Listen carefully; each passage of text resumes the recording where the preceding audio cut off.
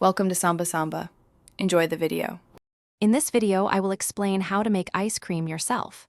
First, gather your essential ingredients: heavy cream, whole milk, sugar, and any flavorings you desire, like vanilla extract. Next, ensure your ice cream maker's bowl is completely frozen. This usually takes at least 24 hours in your freezer.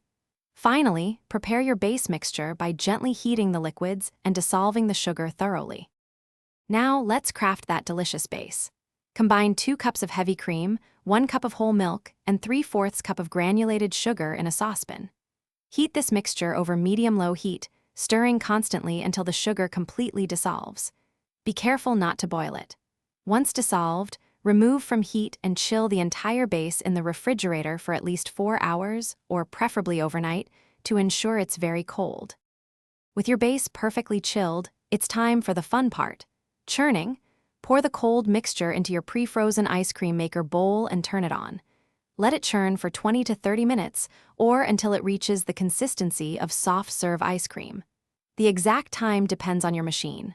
Once churned, transfer this soft ice cream into an airtight container. Now for the best part: customization. After churning, you can gently fold in your favorite mix-ins, like chocolate chips, chopped nuts, or fresh fruit. Transfer the ice cream to an airtight container and freeze it for another 2 to 4 hours to achieve a firmer, scoopable texture. Then, it's ready to enjoy.